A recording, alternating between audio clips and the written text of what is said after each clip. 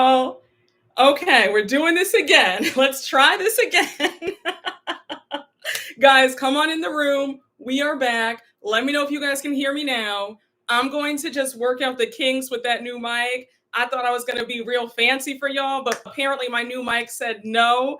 But y'all come back in the room. We are here. We have a lot to talk about. Can you hear me now? Yes. Come on, AKA Hilton. Come on in. Come on in. I'm so sorry for that technical difficulty at first, but we are back. Okay. So come on in here. Make sure to like. We have a lot to talk about. I apologize for that technical difficulty. Y'all, thank you. Thank you for bearing with me. All right. It's Monday. I thought I would try something new. Okay. Yes, you can hear me now. Okay. Won't he do it? We are back at it. Hey, y'all. Come on in. Look, when I tell you something, I was like, oh, okay, my new mic, she's that girl. Apparently, I have not yet figured out how to work it. So just bear with me. The next time I'll have it up and running, but apologies for that. We are here. Yes. Yeah, I should have checked the mic. I should have done a warm up prior, but I didn't think.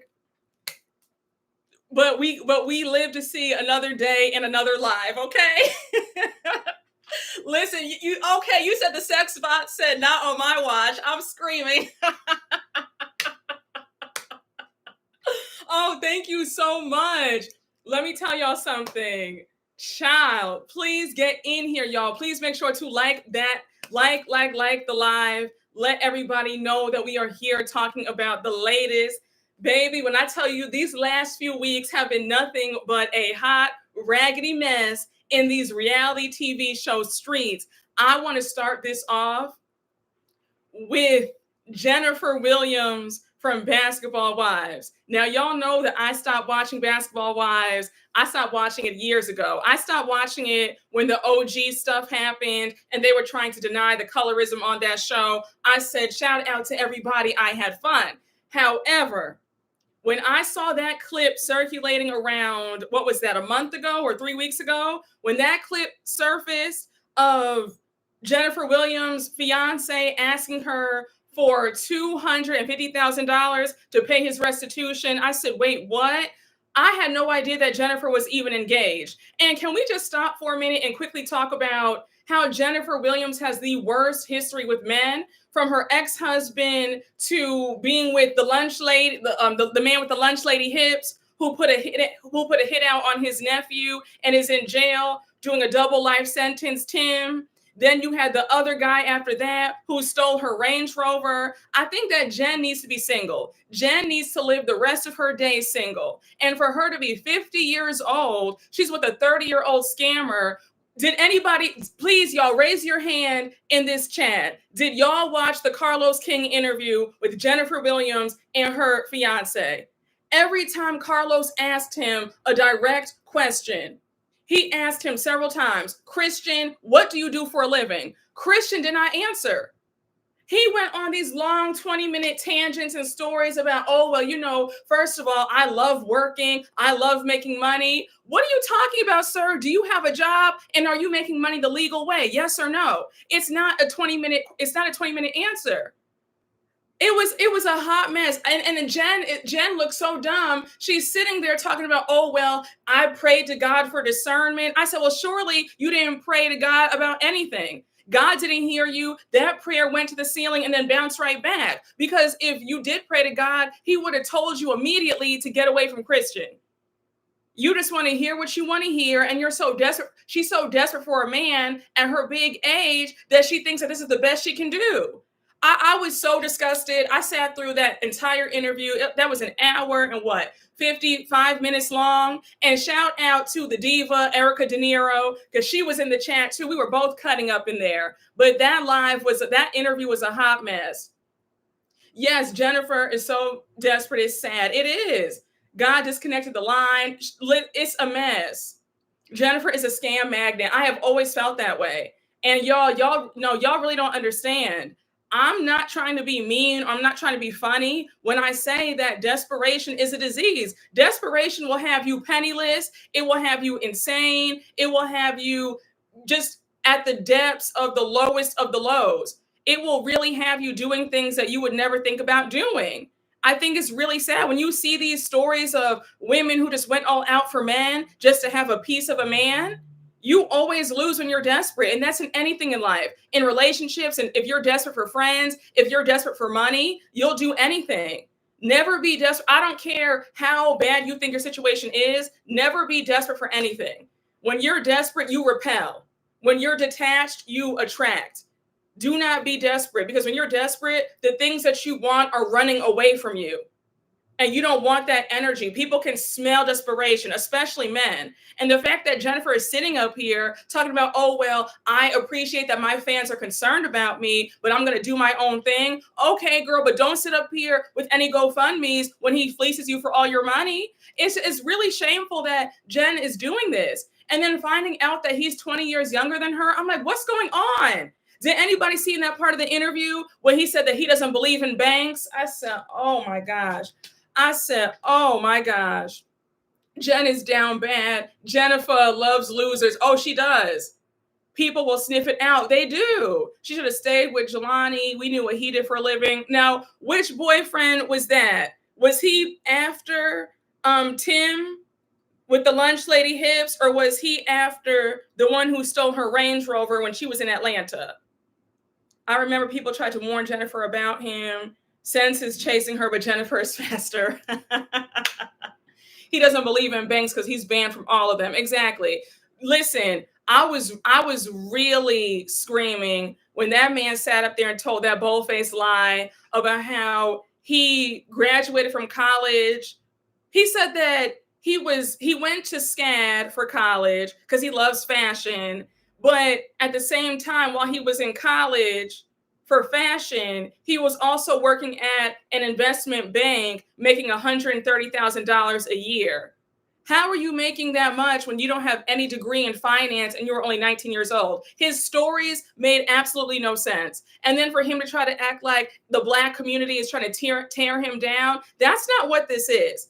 We can point to different situations where that was the case, but in this case, we the people actually care, and we don't want to see Jennifer be swindled out of her money. We actually care. We're like, Jennifer, you're making a huge mistake. Do not marry this man. And I think what's really crazy is the fact that Jen wants to have this lavish wedding for over what, like $250,000. I think she said that she's going to spend. They're already up to like $300,000, and that's fine and well, but not to marry a scammer.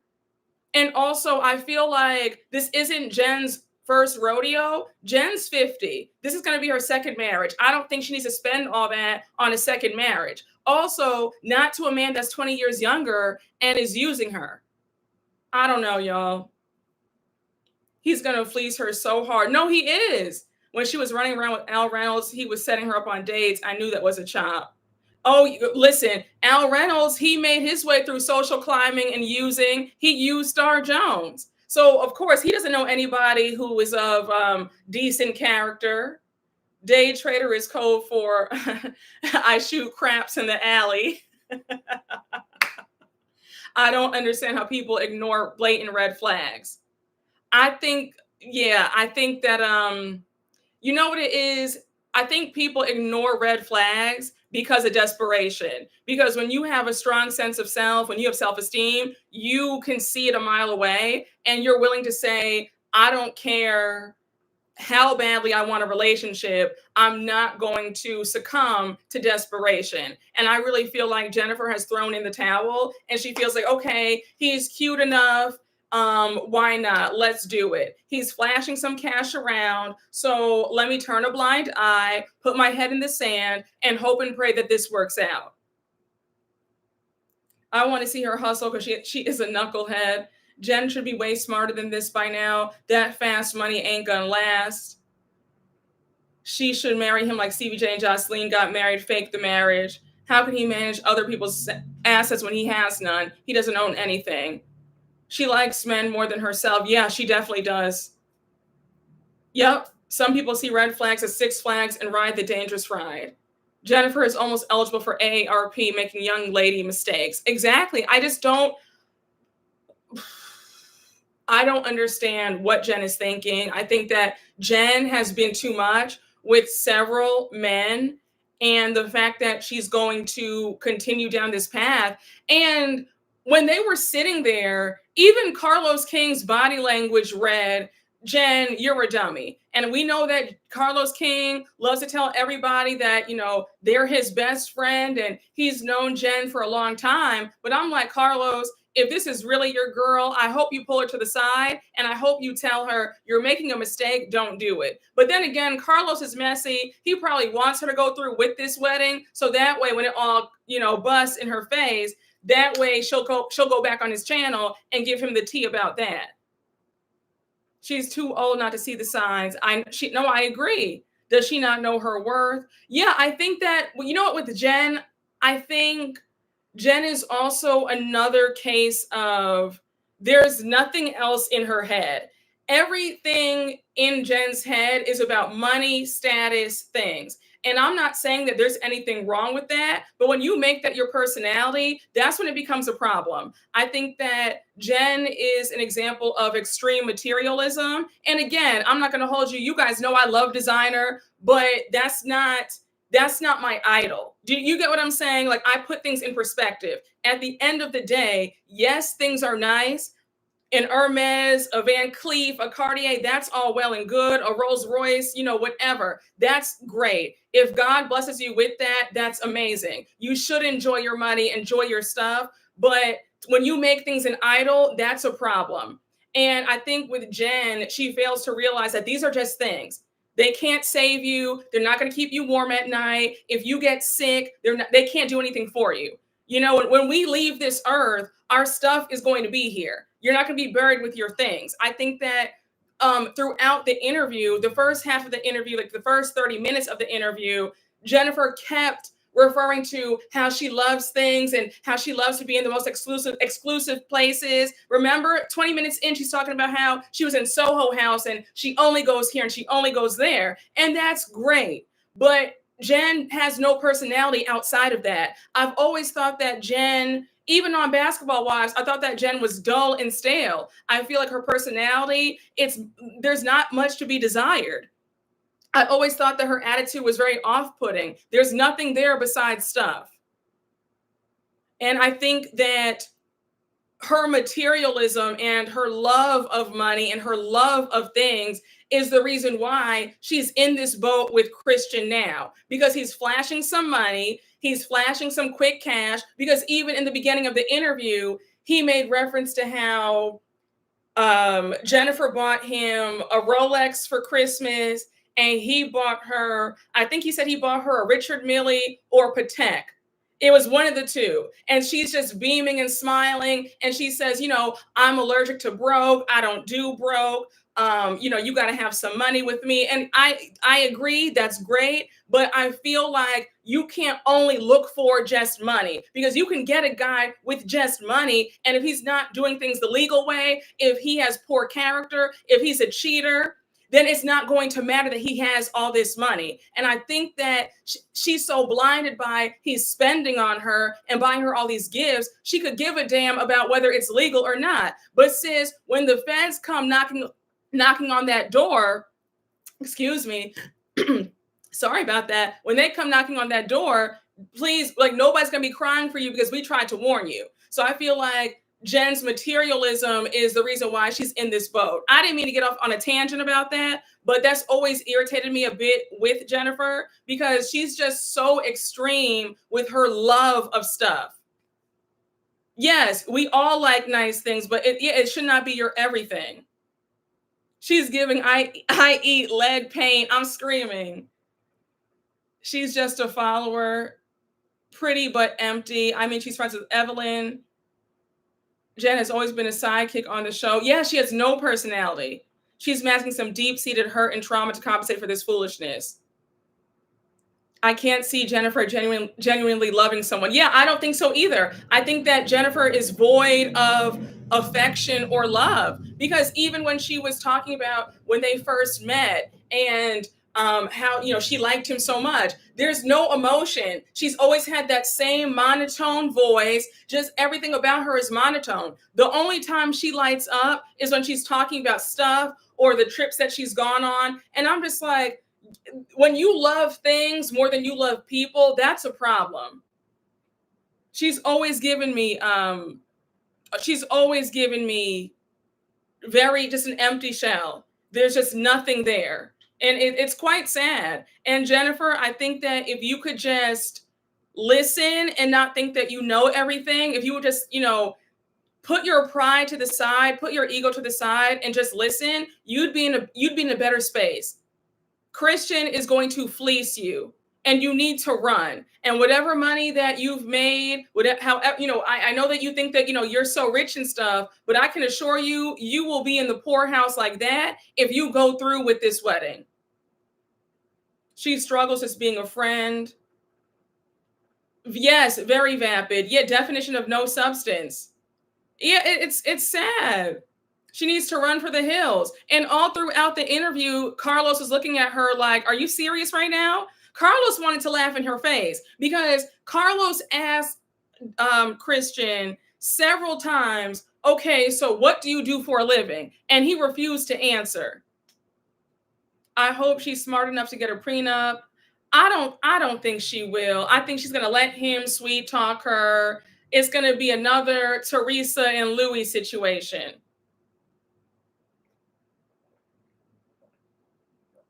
A mess. A hot mess. I bet Jen didn't get a prenup. Even the crazy ex-husband said she was too much of a follower and focused on the wrong things. Okay, I've seen quite a few comments about how people have questioned his sexuality too. I've seen a lot of people say that on various platforms. Oh, happy birthday. Carlos has all these women friends in bad situations and he's just sitting up there interviewing them. Yeah, Carlos does not care at all.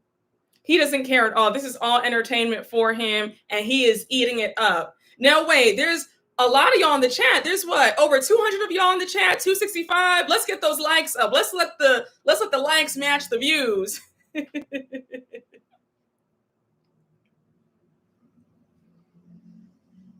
He's going to take his money off the top.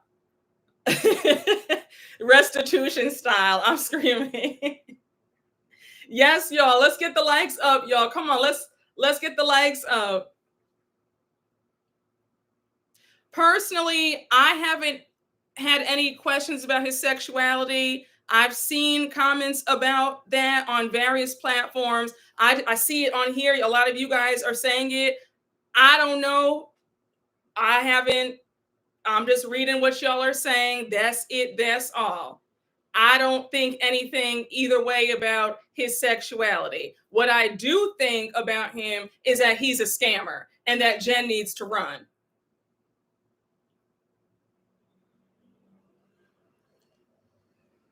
I have questions. What does Carlos think? I think Carlos thinks and knows that Jen is making a grave mistake. Yeah, it's constant. I don't like this either. A lot of these reality TV girls are getting fleeced by these men because a lot of them don't know what their men do. Yeah, and yes, I said it in my last OC recap. I was really irritated when Jen made that joke about how she doesn't know what he does for a living either. If you guys watch OC, please get in, y'all. If you don't watch OC, please tap in. OC is that girl. But when I tell y'all, Jen is another one who is going down the wrong road, being with Ryan, a man who she doesn't know what he does. She has no idea what he does for a living. We're going to see later on in the season that he's involved in a $16 million Ponzi scheme. A hot mess. A hot mess. I don't know what's going on with these ladies. Y'all, all my ladies, whoever, if you are dating, you need to do a background check. You need to really vet properly and make sure that if they do have money, that it's legit and that it's legal. Look into it. Do not be afraid to ask questions. Because I'm telling y'all, You will be in a bind if you get with somebody who's out here making some fast money the wrong way. And you don't want that. You don't want anybody at your door. That's very scary. So please don't be so impressed by somebody flashing cash. That's great and all, but make sure that it's legal. If things go south and she goes broke, it'll be her karma for making fun of Malaysia's house being foreclosed on. Are they finding these guys through an agency connected to the show? I've always wondered about that too. Yep, they don't want to know, so they can't testify. Jen is too old for this stupidity. She is too old for this. And to top it off, he just turned 30. I'm like, Jen, what are you doing? If you want to have a cute little fling for a few months, that's fine. Do that. But to really sit up here and marry this man, like, are you serious? I'm so weary, but that interview with Carlos King, Jennifer, and her man, that was a joke. Jennifer was better off staying home because that did not help her case at all. I think that her and Christian made things worse for themselves by getting online talking about this so-called relationship and what he does for a living. He didn't explain anything. Yeah, he's only 30. Yeah, he just turned 30. Yeah. Oh, yeah. I thought he has 3 kids. He has 3 kids, right? One of them just turned 1. Do you think she told the truth? I don't. I think Jen. I think Jen told her truth, where she's going to continue with this role that she has no idea what he does, that she has, no idea about what we're talking about, and she wants to play dumb and act like everything is all right. So I do think that Jen told her truth, but I don't think that she told the truth. Yes, he has 3 kids, 2 are babies. That's a red flag right there. That is a red flag right there. If you meet a man and he just had a child, he should not be out in these streets dating. Work it out with your baby's mother, sir, and leave the rest of us alone. Yeah, her version of the truth. He has a 1-year-old with a woman he didn't marry but got engaged to Jen after 6 months. Christian has over 30 people suing him right now. Yes. Oh my gosh. I was so annoyed how in that interview he kept referring to the Black community, tearing him down, and how his white clients never do this. And I'm like, sir, I don't think that you have any clients whatsoever. I think that this is incredibly sad that there's all this evidence out here and Jennifer is turning a willing blind eye.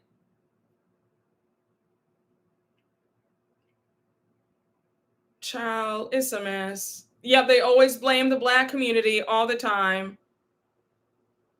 All those kids and those lawsuits. Yeah. I think Jen is going to stick beside him because he's nice to her.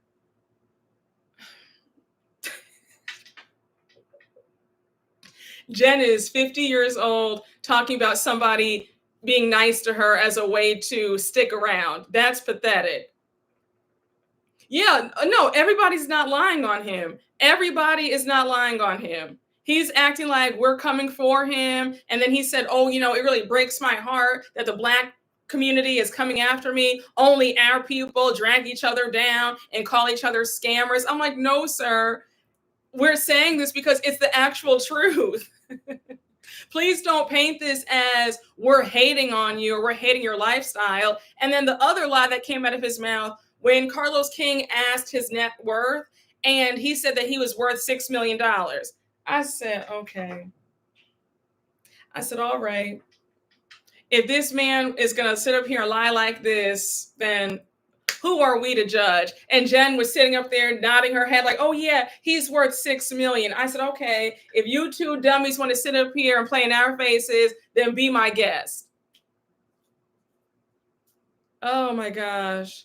After Tim, you would think she would be uber cautious. Well, no, because you would think that, but after Tim, she got with that guy who robbed her and stole her Range Rover.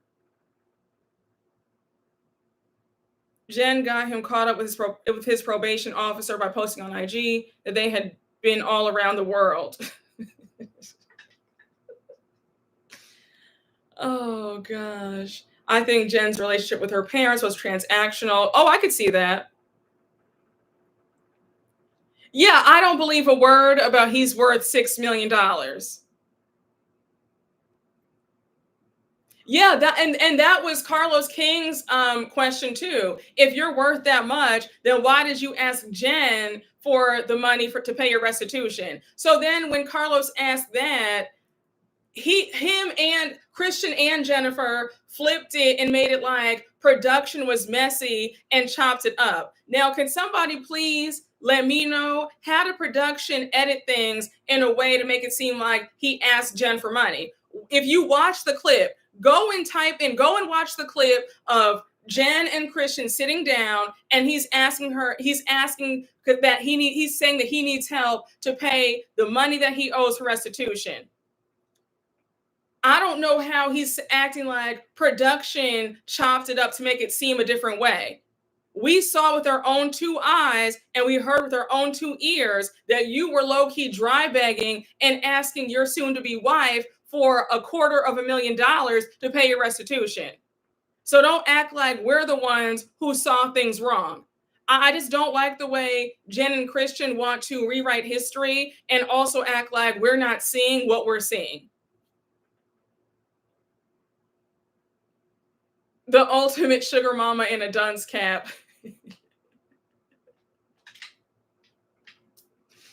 Oh my gosh. 6 million is a very exact amount, a very weird number. Who is worth $6 million that wanted a job as a bartender? Yeah, he was definitely begging. He was high key begging. Oh, this is so sad. I just, y'all, let's keep Jennifer lifted in prayer that she comes to the light and does not go through with this wedding, because if she does, she will be the biggest fool of the century. Please, y'all, the moral of the story, please do not be desperate. People can smell desperation a mile away. It never works out. I promise you, it never works out. It's not. You're also disgracing yourself when you're desperate. You're low-key telling people that you don't feel like you're enough. And I understand if you want a relationship, there's nothing wrong with that. But it's a problem when you're desperate for a relationship. Things will never go well. It's almost like, think about when you're out, right? You're looking good. You might be out by yourself or you're out with some friends. When you're actively looking for somebody, do you notice that nobody comes up to you? You don't meet anybody. Or maybe all your friends, they'll meet people, but you won't, because you're repelling people with your desperation. But when you're carefree, obviously you're looking good, you're looking cute. When you step out, you need to step out. All right, that's what I believe.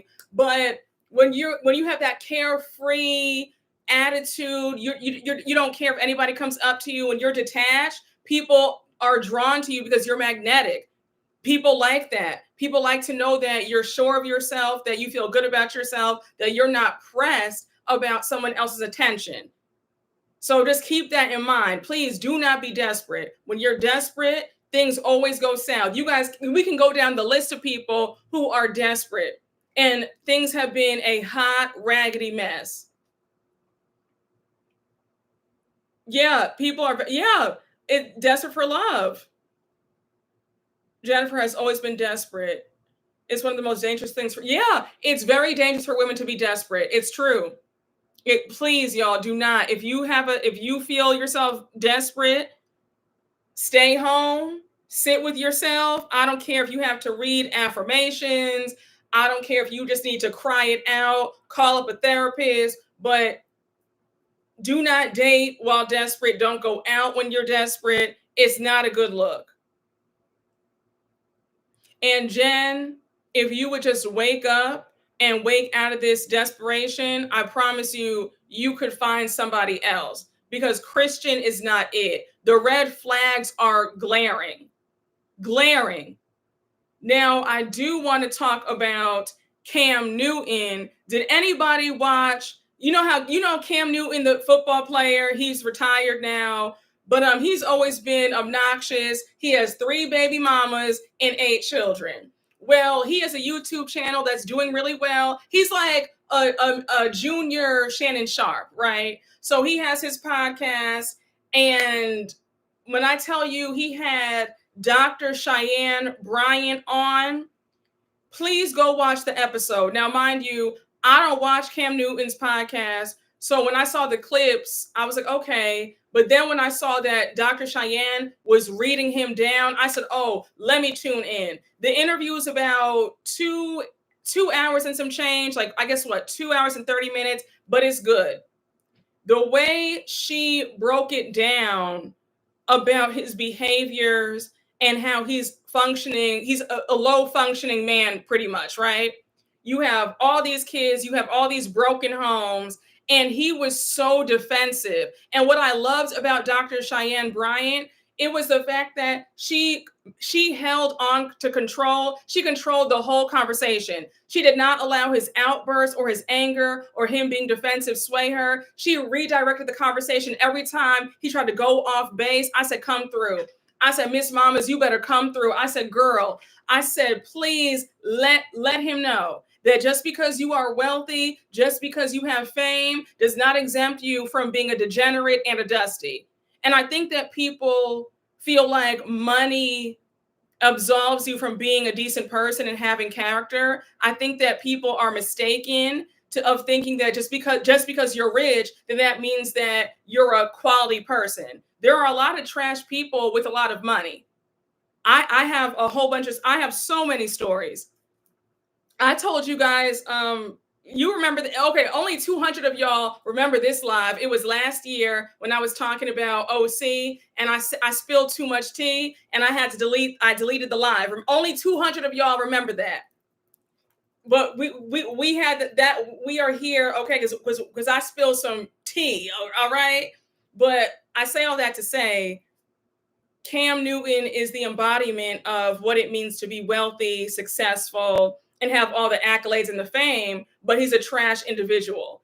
And I think he's so used to getting over on people, especially women, who are so enamored by his status, that he's not used to being around a woman who's like, oh no, yes, you have this, yes, you have that, but you created broken families and you are still a low functioning individual. She ate him right on up, ate and left no crumbs, dragged him by his edges. I mean, it was chef's kiss. Chef's kiss. I was here for it. And I think the saddest part of it all, when he fixed his mouth to say that he still wants to have more children. You still want to have more children when you have 8 children already and you have 3 baby mothers. Your 3rd baby mother just popped out y'all's kid a few months ago. And then for you to say that you want more kids and you're waiting on your wife, I said, wow. I said, Jasmine Brown, if you have any sense, well, you don't have too much sense, because the fact that you were bragging about being a 3rd baby mama to a rich nigga, in your words, the fact that you were bragging about that shows me that you don't have that much self-esteem and you were just happy to be picked. So I doubt that you're going to leave this man, but I feel like I need for women to wake up before it's too late. It shouldn't get to this point where you're a 3rd baby mama to learn a serious lesson. I think it's pathetic that this man's ego is so outrageous and so egregious that he's creating all these broken homes and doesn't feel bad about it at all. It's crazy. And Jasmine Brown, I don't mean to get on you, but I have to just whack you because you had so much going for you. Jasmine Brown is a beautiful woman. She is a comedian. She had a lot going for herself. She's been on some shows. Like, her career was going, it was going up the ladder. And now you've been sidelined willingly as a 3rd baby's mother. And just because he's rich, you feel like you won some prize. You haven't won at all. This isn't a win. And I know you must feel horrible at the fact that your baby's father is out here talking about he's still looking for his wife. I know that has to hurt, but men show you if they view you as a placeholder in the beginning anyway. Because I've always been of the belief that it doesn't take years and years and years when a man knows that he wants to marry you. That's another video for another day. But I'm just saying that Jasmine Brown has really dug herself into a deep pit. And if she thinks that they're going to get married, she needs to pack up that dream and go find somebody else. Cut her losses and just go. Because this man is playing in her face. But then again, she played in her face too. It's sad. Yeah, pick me supreme. Pick me supreme. And then they played clips of Jasmine. She was on a podcast a few years ago, and she was saying how she caters to Cam and she does certain acts in the bedroom that make her uncomfortable, but because he enjoys it, she does it for him. Men don't respect that because you don't respect yourself. If you don't want to do something, you should not force yourself to do something that you don't want to do. If it hurts you, especially in that area, why would you agree to do that? Like, I get so annoyed because, you know what? Let me just get off of that because I don't want to. We're gonna get to a whole thing, but I just get irritated because women, especially, see the person that Cam Newton is, and they're still signing up for more. And he's not going to change. And I think that Jasmine Brown thought that she was going to change this man because in another podcast, she said something like her love nurses men back to health. You sound ridiculous. You can't change anybody. You damn sure not changing a grown man. A man's only going to change if he wants to, not because your love is going to nurse him back to health. Please wake up. Again, there's nothing wrong with wanting a relationship or desiring love, but don't be a pick me. Like it's embarrassing. I'm just sad. I'm really upset because a lot of women are going out sad. You're going out sad for a man who's made it clear that he doesn't really view you as anything but just a good, like, you know what? Let me get off of that, y'all. Let me get off of that. I'm just tired. I'm so tired, and I'm just irritated for Jasmine Brown because she has so much going for her, and I feel like now her comedy career is probably going to be on the back burner now, and it's like, for what? You did this for a man who's made you a third baby's mother, and I think what the audacity for me was when she got on social media like, well, y'all wish you could, but y'all can't because if a rich who has over $100 million came up to you, would you turn it down? And I'm like, oh yeah, I'm not gonna. Yeah. If that's the trade off to be with a man with, then I'm good. Like, are you like what are you saying? I don't know. It's a mess. Yup, auditioning to be maid, mule, and mattress. Shout out to Erica. Oh yes. Child, I'm tired. But if you did not watch Cam Newton's interview with Dr. Cheyenne Bryant, I suggest that you watch it. It was amazing. Dr. Bryant did not hold back. She did not coddle him. She did not take it easy on him. She let him know that his behavior is disgusting. It's unacceptable. And it's sad that he's creating more and more broken homes. And speaking of Nick Cannon, because one of you guys brought him up in the chat, but she also interviewed Nick Cannon, and Nick Cannon he was pissed off too. He got really defensive. He kept interrupting her. And I'm like, why invite her on your channel to just get upset? Don't invite her because she's not, don't invite her if you're going to be upset. That's just dumb to me. You know that Dr. Bryant is not going to spare your feelings. She's not going to lie to you. So why do this to yourself? But yeah, she was also on Nick Cannon's YouTube channel. It's like a 30-minute interview. I watched it, and he was very defensive, very abrasive, very rude. I didn't like his demeanor. And I just loved how she kept checking him like, sir, you have 11 kids with 11 women. This is unacceptable. What's going on? She also did Nick. Yep, yep. He was very upset. Nick don't care about how he's living. Yeah, it's sad. The dusty men in the comment section of the video saying she's a hater because they're just as dusty as he is. That's all it is. And yes, rest in peace. My condolences to Mariah Carey and her family. The news broke earlier today that her mother and her sister passed away a few days ago. So my condolences to Mariah Carey. I'm sure that's devastating. And also, it was very layered because she wasn't in communication with her sister or her mom. They had a very complicated relationship. So I'm sure there's a lot of emotion surrounding that. But prayers up to Mariah.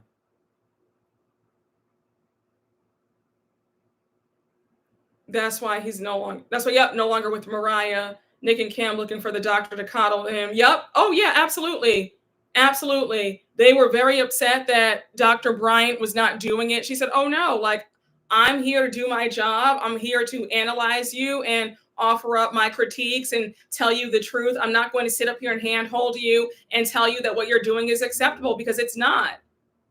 I think that Nick and Cam feel like they're above reproach because they have money and they're famous. That's just not how this works. You can have that and still be a very trash individual. You can still be a deadbeat. You can still be a degenerate, a weirdo, a dusty. It doesn't, having money does not absolve you of all that. If that's who you are, that's who you are. And if you don't want to be called that, then do better. Dr. Bryant was not impressed. Yeah, absolutely. They were both malfunctioning. Oh, they totally were. Hey O'Shea. Hey O'Shea R. Thank you for the super chat. Congratulations on 29,000. Thank you. Here's to 30K by the end of September. Love from South Africa. Thank you so much. Wait, what time is it in South Africa? Is it, you guys are like what, 8 hours ahead? So is it like 4 or 5 in the morning over there? I really want to say thank you so much. I feel honored that you're up.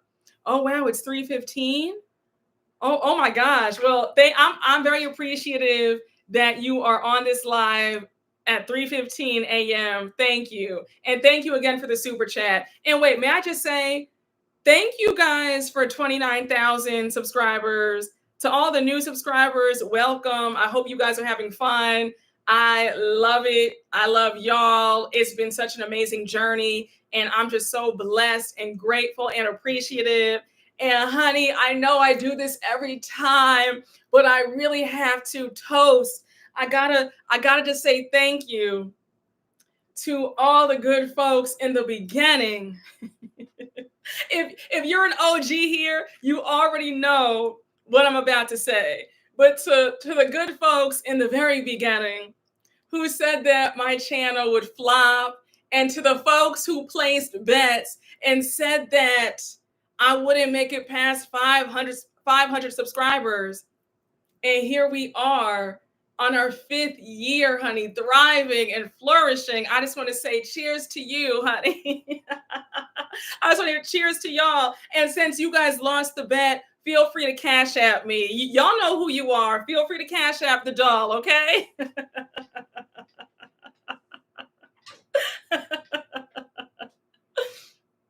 Oh, wait, what did Jocelyn say? And to the haters, you know where you could kiss it. No, but in all seriousness, though, to all of y'all, thank you guys. I'm just thrilled to be here. I'm loving it. I'm just loving everything. I'm blessed. I'm appreciative. I feel good. And I just can't wait to see where I am 6 months from now, a year from now. But I really enjoy the moment. And I'm blessed, y'all. With every milestone, I'm happy. Thank you all the new subscribers again. I'm happy that you're here. I really try to I just want you guys to feel like we're one big happy community. So I hope you guys have fun with me. Yes. To the haters that should be silent in the corner. Oh, we love you, Brooke. Oh, you're so sweet. Thank you. Oh, you're new here. Yes, come on in. I like to say I knew it all along. Yes. Come on, Meek Mill. I used to pray for times like this. I'm screaming. Oh, you guys are so sweet. Thank you. Thank you. Thank you. Oh, morning from London. Yes. Oh my gosh. Thank you. Come on. We have London in here. You're about to make me cry. Thank you so much. Okay, well, I can't wait to come to London then. When I come to London, we'll have a cute little drink and stuff like that. Thank you. I'm so happy you're here. Oh, wow, it's 2:15 a.m. there too. Oh my, I'm honored that you guys are up. Thank you. Thank y'all so much. But yes, cheers to 29,000, y'all. Feels good. It feels good. I'm happy to be here. I don't take any of this for granted. Do we have a fan name yet? I haven't come up with anything. I don't know. I mean, listen, y'all, if you have suggestions, let me know. Okay, we have Toronto in the house. Come through, Toronto. Belize. Oh, wow. Oh, I love this. Bahamas. Okay. Oh, you guys are showing out. I need to go back to the Bahamas. I love the Bahamas. Beautiful. But yeah, guys, that between Jennifer Williams and Cam Newton, I'm just, oh my gosh, Australia? Stop it. Wait, Australia, it's the next day already. Like you guys, well, obviously London and South Africa is the next day, but in Australia, is it like the afternoon? Is it like what? Are you already like what? Tomorrow afternoon? So you're in the future. Yes, fellow Trinidadian. Yes, Trinidad. We got Jersey. Yes, tri-state area. Exactly. North Carolina. Exactly. Yes, come on, my New York sister. Come on. Yes. Chicago. Oh, you know I love Chicago. You know Chicago is my second home. Honey. Oh, it's 9:19 Tuesday morning here. Oh, okay. Oh, nice. That is so cool. I don't know why I thought for some reason that y'all were like I guess the next day. So if it's I guess like what in Thailand? No, I guess no, that makes sense. In Thailand or in other parts of the world, it's already like the next 24 hours. I don't know. I feel like I'm not saying it right. I swear I'm not drunk. I haven't had anything to drink all day. This is water and some lime in it. Don't mind me. I'm just rambling. But yes, 9:19 a.m. That's really cool. Oh, thank you so much. Child, listen, honey, listen, I'm all, my brain is all scrambled. No, you're right. Other Australian states are a bit further ahead than where I am. Oh, okay. Okay.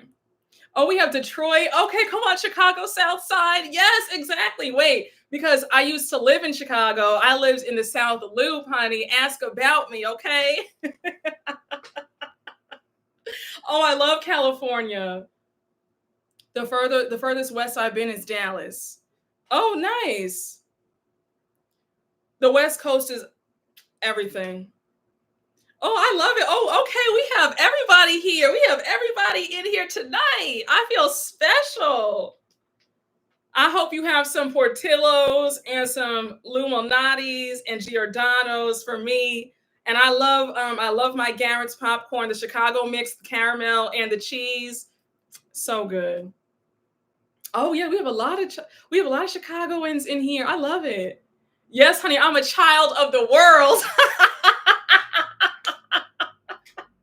Oh, I love Phoenix, Arizona. The last time I was in Phoenix, I stayed at the Biltmore. Mm-hmm. Oh, I love my deep dish pizza. I love y'all too. Come on, NYC. Yes. Ciao. I just love this. Oh my gosh. Well, listen, I love y'all down, honey. I love Chicago down. Oh, thank you so much. Oh, you know what? You know what? You know what? Since we're talking about milestones, shout out to all of y'all. Excuse me. Sorry. Shout out to all of y'all who are subscribed to my podcast. Do you know that My podcast has only been up for 2 months, right? We launched in June 11th. Do you know that my podcast has already hit over 8,000 downloads? I was like, oh my gosh. So when I tell y'all, you guys have been showing out. Thank you so much for the support. I'm touched. I'm just blown away, but I could not believe it. I was like, wow, like you guys are really down with me. I want to say thank you. And also, it's an easier option. If you need to use your phone and you don't feel like looking at me, because in the YouTube app, you can't always like X out and do other stuff. So you just if you want to listen to the recap and also be on Twitter and be on Instagram, I have my podcast. The podcast is The Brooke Ashley, and it's the same content. You have the recaps.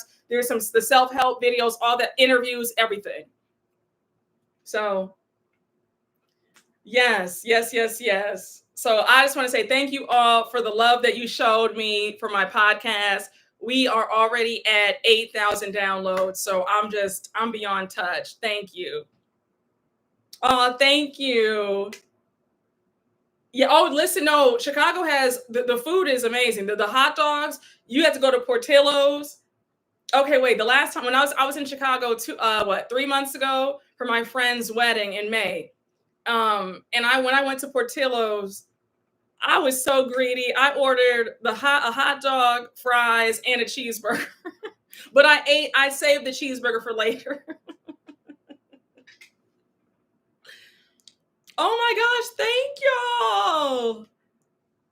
Oh, I just love this. I'm so happy you guys are up with me tonight. Thank you. I love y'all right back. Oh, thank you so much. Y'all are so sweet. Listen, y'all will not have me up here tearing up tonight. Thank y'all so much for the love. Child, I'm trying. I'm worldwide, honey. I'm worldwide like Candy Burris. Oh, you have Portillo's in Dallas? Oh my gosh, stop it. Wait, Dallas, like Houston, do you guys also have In-N-Out Burger? Because if so, you guys are lucky. They need to bring In-N-Out Burger to the East Coast. That would be nice. Oh, that's cute, the Ashleys. Oh my God, you guys are so lucky. You have In-N-Out Burger in Dallas and Houston too? You guys are living the dream. Love your RHOC recap. Oh, thank you. The Chicago staples. In-N-Out is in Dallas. Oh, you guys are living the dream. Oh, Sydney, Australia. Oh my goodness. Wow. I love this. How are you? I'm so happy you're in here. In-N-Out be bussin' here. Oh, I'm sure. Oh my gosh. In-N-Out is so good. And I like getting the fries animal style. Oh, please. Oh my gosh. My mouth is watering as we speak.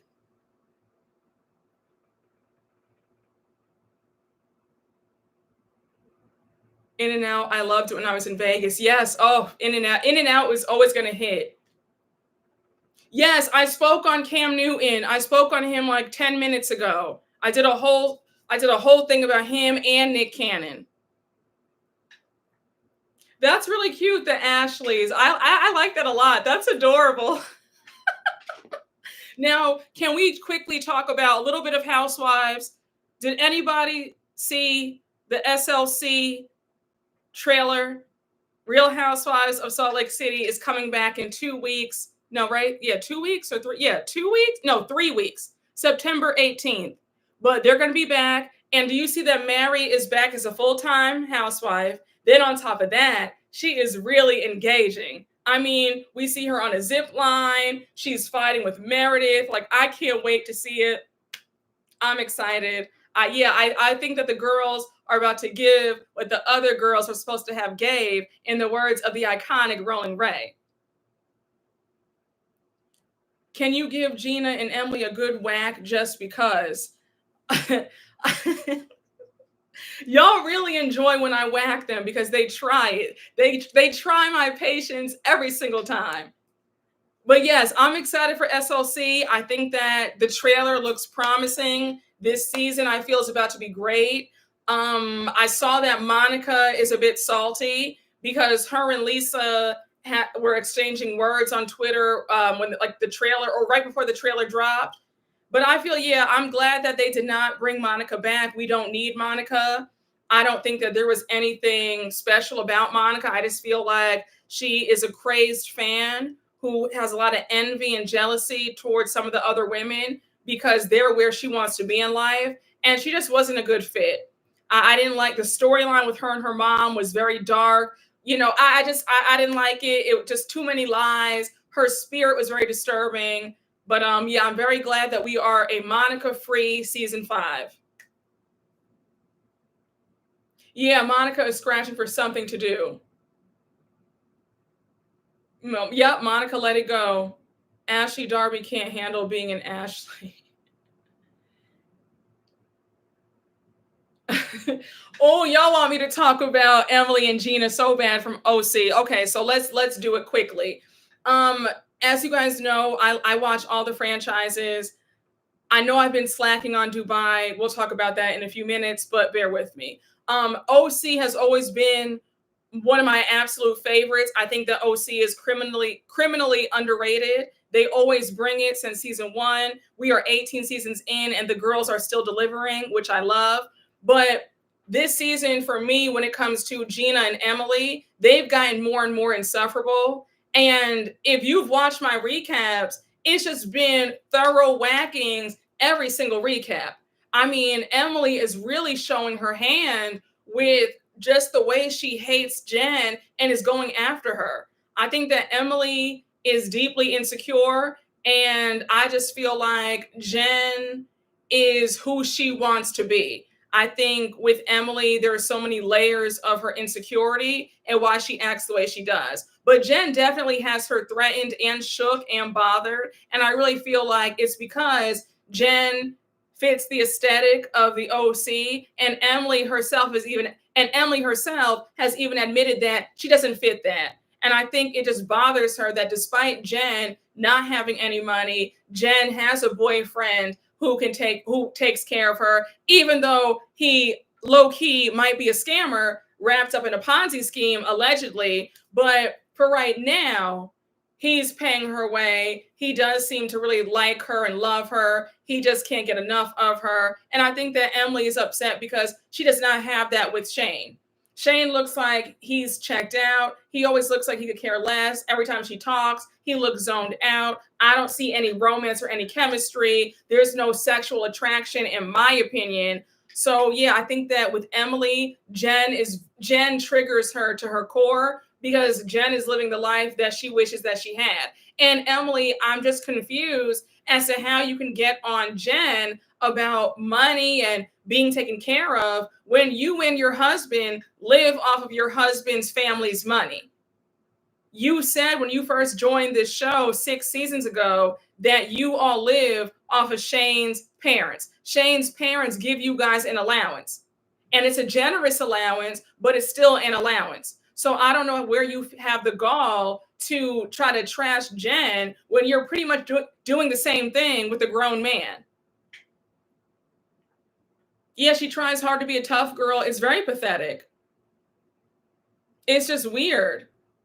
Emily looks and sounds so uncomfortable and miserable with herself every time she projects onto Jen. Yeah, she does. I will start a petition. Oh, who are you guys? Oh, you're talking about Kim Zolciak? And that argument between Gina and Emily at the tennis court, that was so fake. I was so tired of it. It felt very contrived. It felt very forced. They both wanted a moment. Gina throwing the racket on the ground and then storming off like that. It just felt so fake. And I feel like Gina and Emily really bother me because they're both so desperate.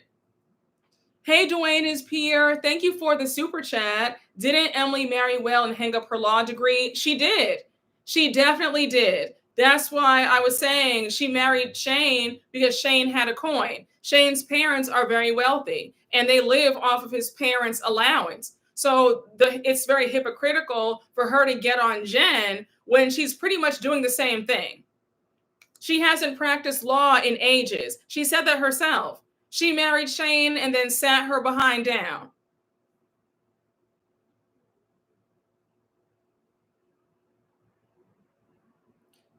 And scene for the actresses. Emily's not even being for real. She don't care what Jen is doing, but she looks nuts when Gina dropped it 4 episodes ago and she's still going. I agree. If I were Jen, I'd bring up every insecurity she has. Yeah, no, yeah, uh-huh. Oh, absolutely. I would be reading Emily for filth.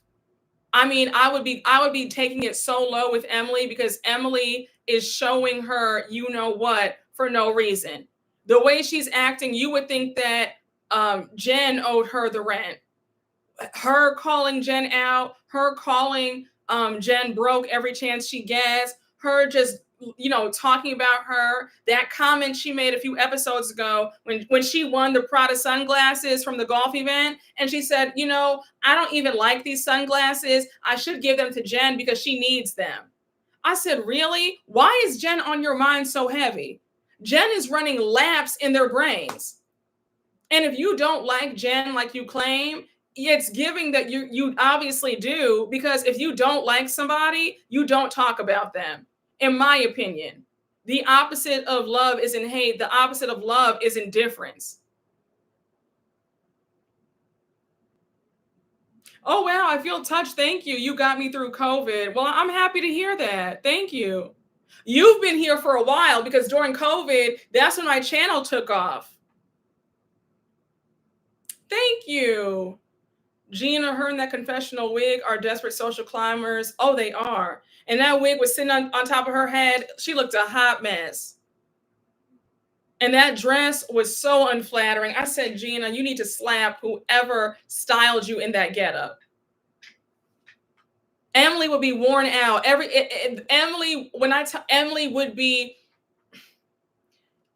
would need a Xanax after she got done with me because I'd be reading her for filth. I would have her calling up to get some help. I would have her in the therapist's chair because I would really be going in on her. Like, how dare you? Because how she is acting towards Jen is uncalled for and it is mean girl behavior. And my thing is this: for you to act like you're so tough, because Emily keeps saying throughout this season, I'm tough, I'm aggressive. You guys know that about me. You guys know that I'm rah, rah, rah. But when you came on this show 6 years ago, Tamra Judge said that you were unattractive and called you Shrek, and you were crying. Tamra had you sobbing. You were laid out on the floor about to just unravel. You could not believe that she said that to you. So if you were really about that life, you would have read Tamra down. So baby, the North remembers. Don't sit up here and try to change history and talk about, oh yeah, you guys know I'm tough. I'm rah rah rah. I'm a tough B. A tough B, like she always says. I can't curse on live because YouTube gets weird on live. I don't know why, but that's why I'm abbreviating things. But yeah, for her to act like she's about that action, she's not. Because we saw how she was unraveling when Tamara said, girl, you're ugly and you look like Shrek. She was on the floor. And if you're tough, you would have read Tamara and said, girl, who are you talking to? Gina in that wet seal dress, I'm screaming. You were so offended by Gina's poor posture. No, because it drives me crazy. I don't understand. She sit up straight, stand up straight. She has her neck craned like this. I'm like, girl, your neck doesn't hurt. I don't understand why she walks like that. I'm like, I know you have to be hurting. When she's an old lady, she's going to be bent over. I'm like, girl, what are you doing? That's not attractive at all. Gina looks like a Polly Pocket. I would love to see you read the Housewives one by one, 2 minutes straight. You said, did she look like Shrek? I'm screaming. Just want to say Tamara needs to go. Cannot stand her. Love your recaps. Thank you so much. I want Jen to get lessons and show up to this reunion. I agree. I do too. Oh, we have San Diego in here. Yes. Tamara being an a-hole to Shannon. I don't like it. Yeah, I don't like it either. Ready to curse everyone out.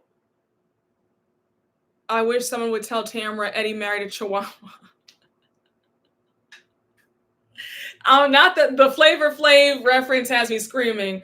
Bug Wild, this isn't a soup kitchen. Straighten that neck up. Why is Tamara's racist son on the show? He hasn't been on the show in a few seasons. He hasn't been on in a while. So that's good. I'm sick of Tamara. Hey, Glammed Up. Thank you for the super chat. Congrats on 29K. Thank you. Thank you so much. Listen, it feels amazing. I feel good. I want to say thank you to you guys, to all the new subscribers. Thank you for being here. I hope you guys enjoy. We have a lot of fun here. And wait, Glammed Up. Let me just say, you've been here for a long time.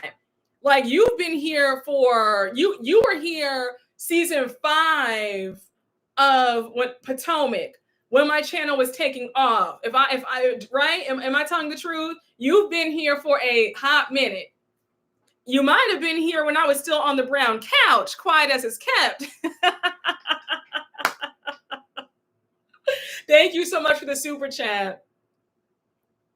If Jen attacked Tamara's husband, she'd be in a corner. Oh, yes. I want them to bring Lizzie back. Bring Lizzie and Gretchen back.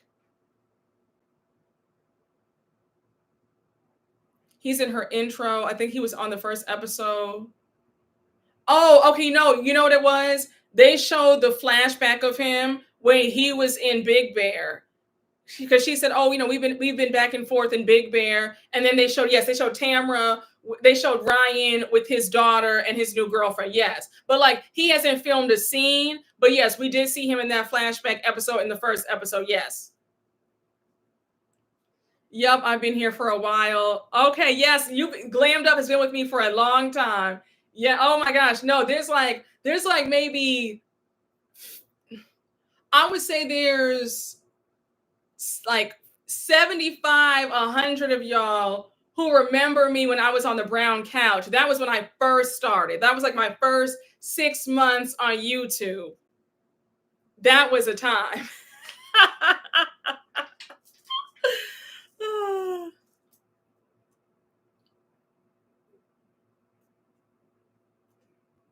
Alexis can go as well, unless she drops John Jay and spills that she was working as John's proxy to take Shannon down this season. Yeah, I agree. I am sick of Alexis. Yes, brown couch gang, exactly. They could have brought Gretchen back as a friend of. I agree. No, I loved Gretchen. I thought that Gretchen was sweet. Gretchen had those girls shook. I don't care what anybody says. Tamara and Vicky were so jealous of that girl. Every time Gretchen stepped in the room, they could not take her. They were so jealous of Gretchen. I'm like, bring Gretchen back, please.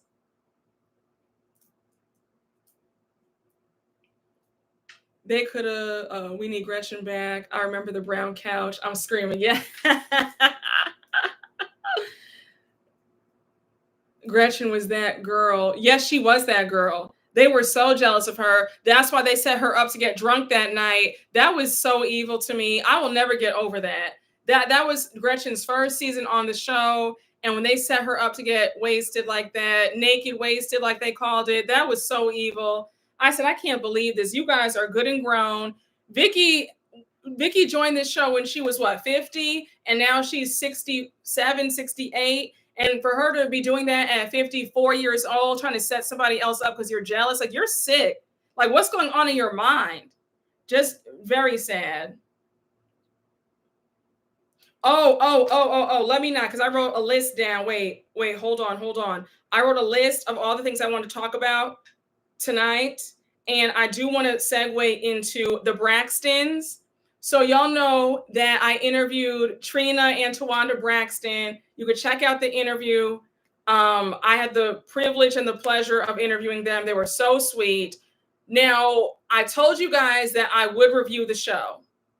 But the reason why there have been no recaps, because the first episode was cool, but the second episode had me sobbing. I had to turn the TV off when they showed the videos, the home footage of Tracy before she left this earth and she was in that hospital bed in hospice. I couldn't take it. I was bawling my eyes out. I was like, oh, like this is too much. I couldn't do it. So I might do like an overview of the season, but that's why you have not seen any Braxton's recaps yet, because it's been very emotional. It's too much, too much. And I do want to. I want to move into um, Trina Braxton and her new husband. When I saw that the clips that have been circulating around, I saw her YouTube channel, and she does a recap and a breakdown of the show. So I was watching some of it the other day, and I was appalled and I was disturbed at how Trina's new husband admitted that he felt a way of how Trina was grieving Tracy, her sister, because Trina's grieving of her sister reminded him of when she was grieving her husband who passed away 6 years ago, because Trina and Vaughn met after her husband Gabe died. So to find out that this man felt a type of way, he's jealous of this woman's late sister and late husband, you sound crazy. And when Trina said, I felt like you were punishing me for the way I was grieving, I couldn't believe it. I could not believe it. I said, that's a red flag. I was too done. I was sick to my stomach listening to that. I feel like Trina is another one who might have rushed into another marriage with somebody just to say that she has a man again, because I feel like Vaughn is a walking red flag. I couldn't believe that he said that. And then for him to, he just kept saying that he felt a type of way, and he didn't like the way she was grieving her late husband. Like, her ex-husband, like, what are you saying? I won't be watching them anymore. It's been too long for me. It's too sad, and I can't do any more Tamar. Yeah, I think that I've been seeing a lot of mixed feelings about the Braxtons. I sort of feel like this should be maybe their first and last season of this reboot. I think that we're over it. Respectfully, I say that because I watched the end of episode 2 when they showed the argument between Tawanda and Tamar.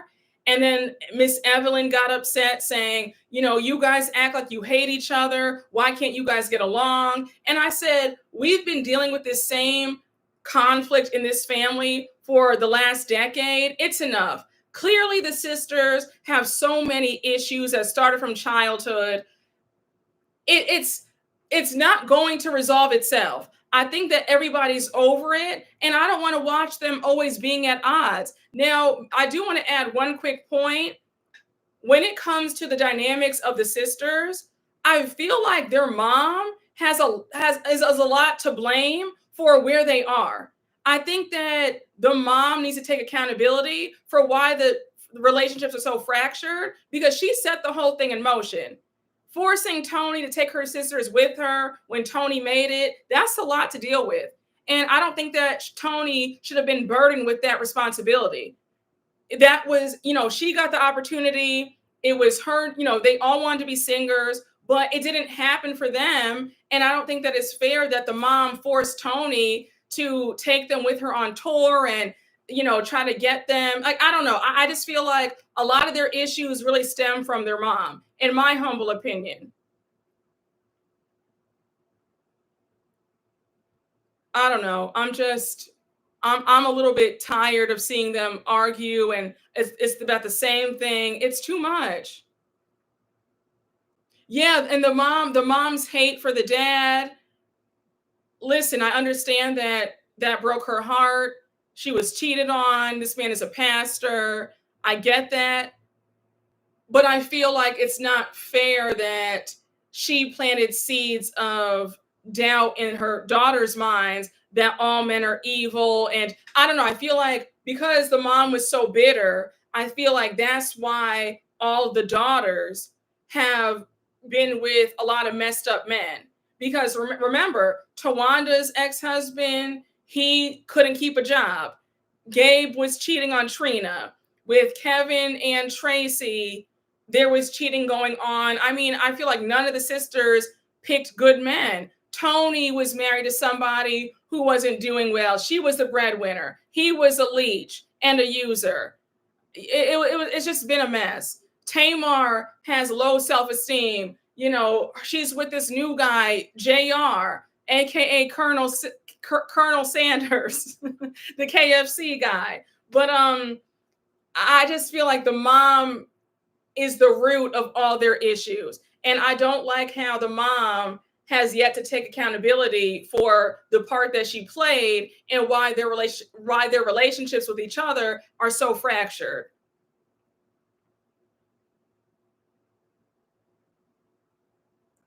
Evelyn needs to let go and let God because she's bitter. I agree. So we're all on the same page then. I agree their mom is unfortunately the constant problem in this toxic behavior. Yeah, it is too much. Y'all have me screaming. They did what their mom wanted them to do for too long. Yeah, I just you can't do I wish that Tony would have had the courage to put her foot down and say, "No, I'm not doing that. I'm an adult. You can't force me to do anything." I think that's the benefits and the beauty of adulthood. You don't have to listen to your parents. You know, you can do what you want to do. It doesn't matter what they say. You have, full autonomy to do what you want. And you can tell, and even Tony said she would have gone farther in her career and in her life had she not had to watch over her sisters when she made it. Hi, Dwayne is here. Thank you for the super chat. Tamar's ex-husband treated her like a chicken nugget. I'm screaming. Yeah, okay, wait. Was it just me? But I was never a believer in Tamar and Vince's marriage. I still to this day believe that Tamar only married him to propel her career and because he had some money. Because you cannot tell me that she was sexually attracted to that man. I cannot even picture them having sex. When she was pregnant with Junior, I was in shock. I was just like, wait, they actually had sex? Like for real? Like is it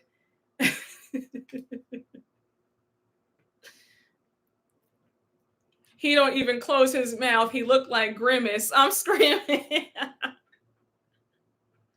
Yes, she sure did say that they would not be her friends. Yep.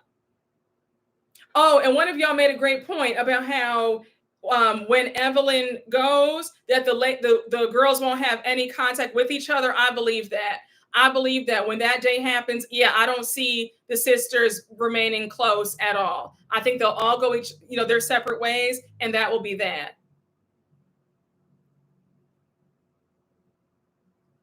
I know he was crushing her body to death, and y'all have me screaming.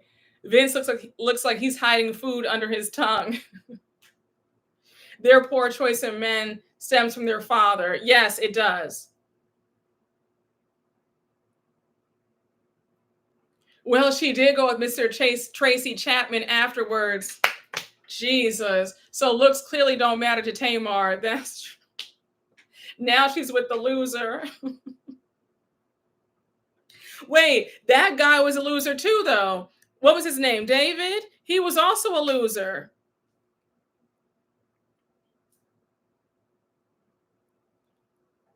They definitely kicked Tamar to the curb. Yeah, I agree. Yes. Okay. Yes, I agree with that. Trina and Tawanda will stay close. I agree. Because they've always been like this.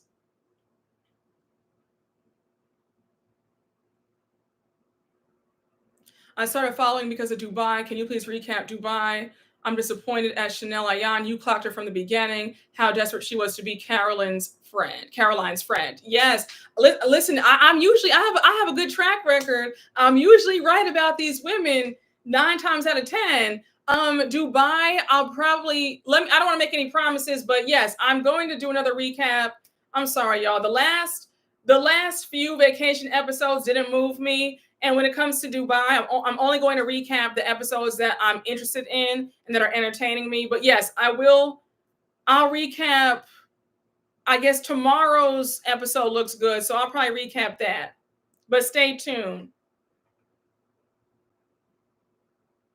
No one would talk to Tamar, Trina and Tawanda and Tony. Oh, Trina and Tawanda and Tony would be close. Yes, I can see that. David was weird. That's around the time she changed her name. Wait, what? When did that happen? She changed her name to Slave on all her socials. When did that happen? She changed her name to Slave? Jeez. That's a mess. Dubai hasn't been great. It's just a show. And Ayan and Lisa falling out because Ayan can't apologize. Sucks to watch. Sergio is draining on Dubai. I watched one episode of season 1. As soon as I saw that lady from Ladies of London, I was over it. She's actually grown on me this season. Oh, thank you. You're spot on for New Jersey and OC. Thank you. I appreciate that. Thank you. I mean, I just call it the way I see it.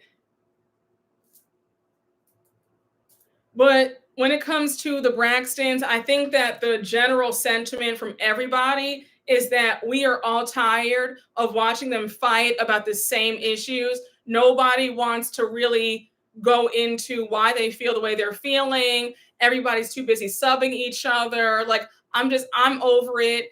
Their mom doesn't want to admit that she's the root of why they have their issues in the first place. So I can't do it. It's their issues are so deep. They've gone to so many therapists. They went to Dr. Sherry. They've seen so many therapists. Every therapist that you see on reality TV, they've seen them. Nothing has helped. They went to Iyanla for help. Iyanla couldn't even fix their lives. So it's like, it's enough already. I love your wax sessions. Thank you. Yes, Stanberry has grown on me. Oh, and Potomac, yes. With Potomac, I know I'm spot on. I'm not even going to sit up here and be all like, oh, really? No, Potomac, I know I am spot on. Thank you, though. Thank you. I hate the fact that all the Black girls, except for Lisa, are so desperate to be her friend. Yes. Oh, her name on all the socials at the time was Tamar Slave Braxton when she was hospitalized. Why do I vaguely remember that? I remember she was in, yes, okay. I remember she was like breaking down. And that's another thing. Tamar needs help. And I don't say that lightly. I don't say that to be shady or funny, but it's clear that Tamar is just not a happy person. She has so many unresolved issues. She's always crashing out every 3 or 4 months. It's the same cycle, wash, rinse, repeat. It's enough already. I feel bad that Tamar is living in this insanity. One minute she's super happy, then the next minute she's just miserable. And I'm not trying to judge her. I'm not trying to come down on her, but it's been the same thing with her. She's always crashing out. A few weeks ago, she was saying that she was done with her family. Then she said that she's so happy that her husband is there with her, insinuating that her and JR are married now. It's a lot of craziness with her. I think it's really sad that she's going to stick beside JR when JR is cheating on her left and right. He is playing in her face and she's sitting there accepting that. It's ridiculous. Oh yeah, they did go to Bishop TD Jakes. They sure did. Oh my God, the names that you have for Iyanla and TD Jakes have me screaming. Oh my, I still can't get over Iyanla Vanzant advocating for successful women, successful Black women at that, to date down. When she told Ebony K. Williams, a woman whose net worth is $3 or $4 million, to date. Let me not even go there. Just let me not even go there. because I'm gonna get really angry just thinking about it. Oh my gosh. But I say all that to say I do plan on doing an overview recap for the Braxtons. Am I excited about New York coming back? Yes, I'm excited. I think it's going to be a cute season. I'm curious to see what Sai has to say for herself. We see that Rebecca Minkoff is going to be on. We have another woman on.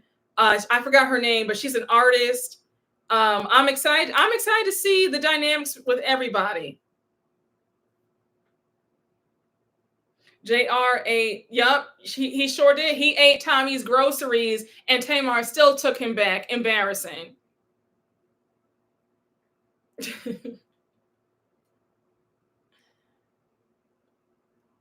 A mess. Yeah, New York comes back October 1st. But yeah, child, I just the Braxtons, they just need a lot of healing, a lot of help. I don't see things getting better with them until everybody's willing to apologize, especially their mom. They have a lot going on. I personally feel like it's just not in the cards for them to be close. That's what it's giving me. And they're all in their late 40s, early 50s.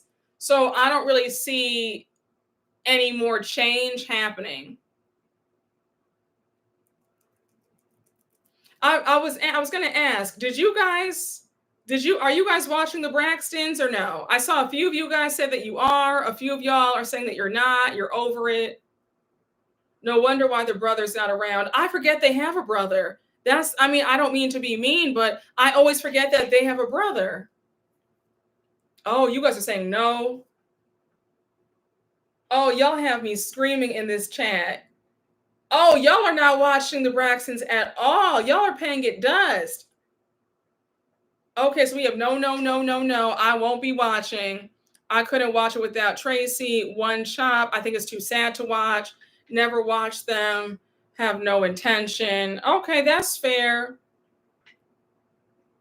Yeah, I don't know if they're going to get another season of this show. I think that everybody's just exhausted. Not my type of content. No, Tamar is too much. I have, but I'll just watch your recap. Well, that's good to know. Tamar is annoying as hell and it was cute 2016 to 2018. Too sad, but I'm watching Absolute Dust. I'll watch on Twitter. Thanks. I'm screaming. You said you will catch the clips on Twitter. Okay, so we have two people watching. I thought the change Tamar would be changed enough to forego starting SHIT.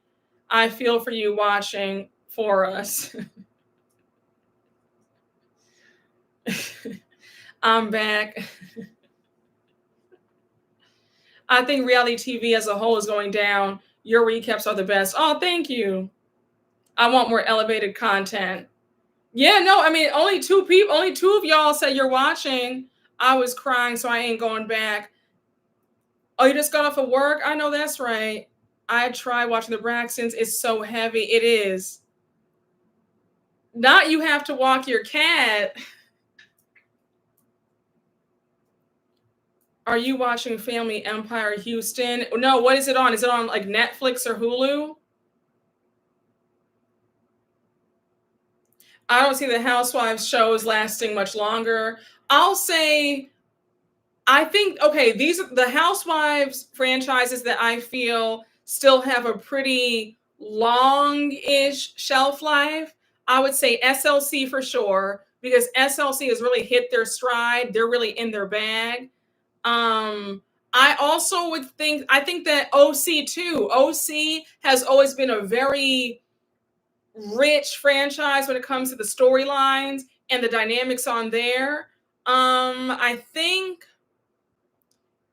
depending on how things play out this season with Potomac, with Giselle and Wendy making up, Mia being somebody who's really trying to be the center of the show now, I think that Potomac still has, if they play their cards right this season, I do think that Potomac could stay on for another 5 seasons if they play it right this season. If that's a major if. Beverly Hills, with Kyle and Dorit getting divorced, I think that that has bought Beverly Hills some more time.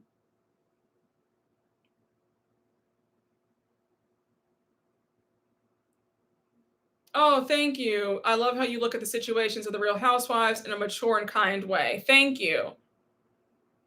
I can't watch it. My turtle's barking. Shannon carries OC. If she leaves, then they would have a problem. Oh, agreed. Family Empire is on OWN. It's a Carlos King production. Well, how come Carlos does not promote the show? I haven't even heard about Family Empire. Yes, Miami too. Miami definitely has. They have a yeah. They no yeah. Miami has a long shelf life as well. Yeah, I think that Atlanta is done with all this stuff coming on. I just them trying to bring in Phaedra. I think it's done.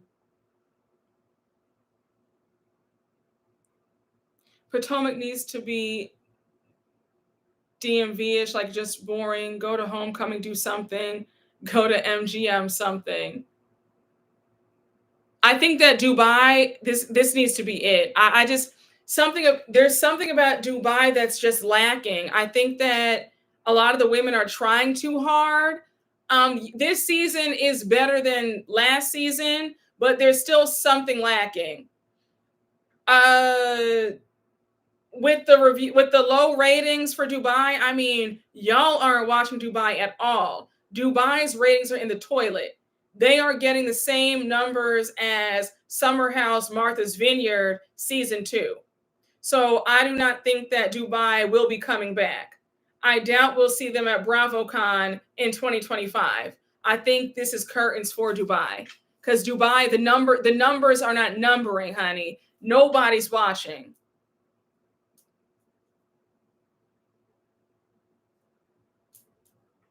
I think the Tuesday night slot didn't help. I agree. I said that when I had Taria from the What Else Is Going On podcast. Shout out to my girl. She's amazing. But we collabed together last month. Yeah, last month. And we both said that them putting Dubai on by themselves on Tuesday at 9, that didn't help them. I think that the only reason why their premiere episode saw decent numbers was because they came on after Jersey. I think that when you have a weak franchise, they can't have their own night. They need to come on after a top franchise. But then again, that's also a lot too. It's tricky because a lot of us complained about Beverly Hills and Miami last year. They were on back to back. And sometimes the shows can be so draining, you don't have the patience to go and watch another franchise on the same night. So I feel like with Dubai, I think that they're just a weak franchise. I think that Miami can hold out better having their own night, but not Dubai. I think that, I just think that I don't know. I just feel like the lack of promotion, Dubai being on a Tuesday night so late, I don't think that Dubai needs to be on at 9 p.m. They need to be on at 8 p.m. Because at 9 p.m., people get tired, they're over it, they forget about it. So yeah. Dubai is not OC. Dubai is not Potomac. Dubai is not any of the legendary girls where people want to wait up and watch them at 9 p.m. It's too far apart. Have OC on Sunday and Dubai on Monday. I hate that they moved Dubai to Tuesdays. They could have had New Jersey, which is stronger franchise to lead them in. That way people don't have to turn channels. Should pair with one of the big 5. Why did they move both shows to Sunday after Jersey ended? ATL had an excellent run, though. Oh, they did. Atlanta will always be legendary, but I think that Atlanta right now, unfortunately, is in their flop era. Dubai is kind of like the reality TV version of watching actors overreact. Yes, that's a perfect way to put it. I agree. They took too long to bring back Dubai. We lost interest. You're right. I think that's one of the biggest reasons why we don't care about drama that happened 2 years ago. We're almost in 2025, and this drama took place in 2022. Who cares? We're over it.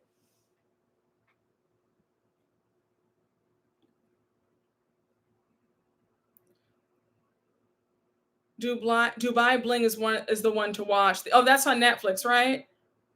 Especially with football season starting Sunday night, ratings will be hard. Very true. Nothing on Bravo Sundays but that terrible New York. Yes, the ultimate girls trip, New York. Yep. One thing can save Atlanta, but it's never going to happen. Oh, are you talking about Nene coming back? Yeah. Well, I have to say, if Andy gets desperate enough, maybe he might reconsider it. I don't know, but I don't think he will, because what kind of example would that set, that you can sue us and call us names and we're going to take you back? So yeah, you're right. That door is permanently closed. How do you think New York's new season will be? I think that New York will be pretty good. I have high hopes for it. No worries. Come on in. Do you think they'll bring Kenya back to the show? Yeah, I think that they'll bring Kenya back. I think so. I think that they both are just taking the time out. But I do think, especially if the ratings for this season aren't good, they'll bring Kenya back for season 17. And then her whole storyline will be how Brittany, Edie tried to set her up. It'll be all that. So I do think that they will bring Kenya back.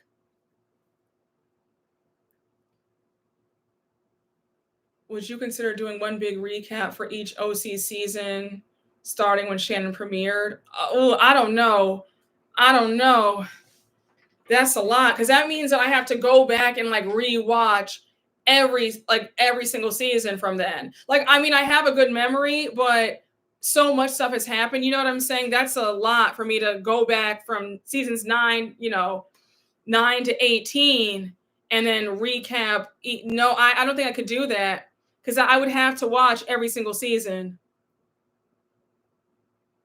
Kenya better come back, because this cast they got now isn't eating.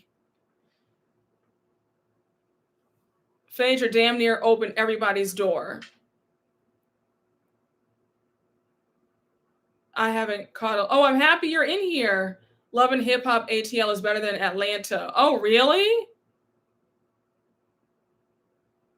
Oh my gosh. No, that's like, if I did a overall recap for every single season of OC, that would take me like months. Hey, Leonardo Decapitated, thank you for the super chat. Love you, Brooke. Imagine if Gina tried calling herself a rich bitch. Rich in tragic fashions and bad posture. Thank you for the super chat. And yes, I agree, because that's the one thing that she does best. She has that neck like this, and she always has a horrible outfit on. She always she looks crazy. I don't know why Gina cannot go and see a stylist and get a nice outfit.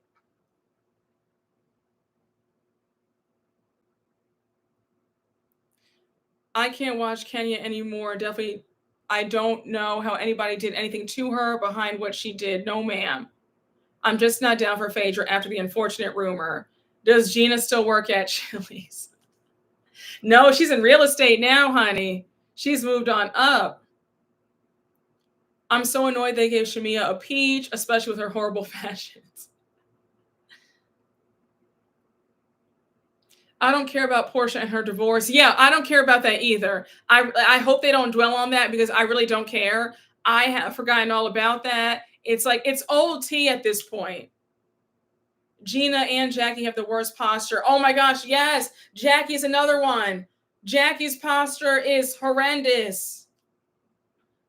Not Chico's. That's exactly how she dresses. I'm screaming.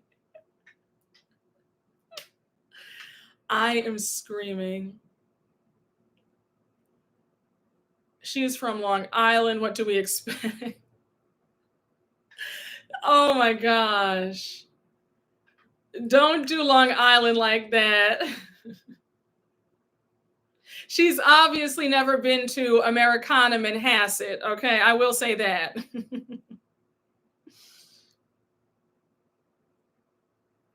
Kenya and that husband done played everything out online for us. Portia does not have a storyline, so she's going to be beefing with any and everyone. Simon took her story.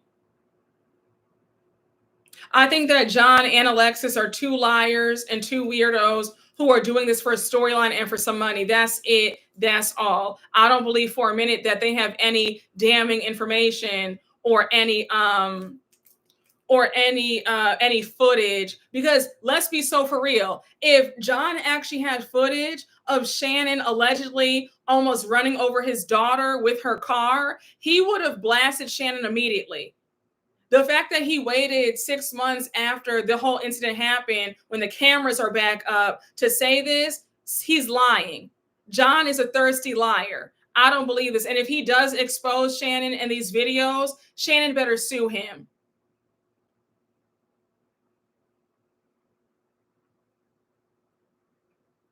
Yes, us New Yorkers don't claim Gina and her bad extensions. If John was recording her that night, he's nasty. Oh, he's very nasty. He's a loser. Yeah, there is no video. That's what I said in my recap. There's no video. There's no video whatsoever. He's just trying to extort Shannon out of money. That's it, and that's all. And Shannon, if you watch my recaps, please listen to me. Do not give that man a dime. And if he does release some footage, you better go and sue, because that's damn near extortion. They're so desperate. Because again, let's be so for real. If you had video of somebody running over your child while they were drunk, wouldn't you have exposed that immediately? For all the parents in the chat, can you please let me know? Would you be holding on to this information, or would you have blasted this immediately? He's lying. Yeah, I was yelling too when they said that. I said, she better not give him a dime. He's a grown ASS man. How dare he ask her for anything? She was paying for him, paying the whole entire way in the relationship. He's accusing her of committing a crime. Shannon got the coins. Sue Alexis, John, and Tamara immediately. I pray Shannon eats his pockets up. I do too. I would have pressed charges. Yeah, I just feel like I just was so irritated hearing that. I think that it's so evil of them. And Alexis makes herself look crazy to come on a show trying her hardest to take Shannon down. Shannon has been her storyline and her focus since the minute she stepped back on this show. If you claim to hate Shannon, why is she the topic of your conversation in every single scene? Have you heard anything about Martha's Vineyard returning? Hopefully they get another chance. So I haven't heard anything. Well, okay, so I'll say this. I haven't heard anything about them returning. I'll keep it there. I have not heard anything. I don't know. I just honestly, it's not looking like they're going to bring them back. And that makes me upset because I feel like they deserved another chance.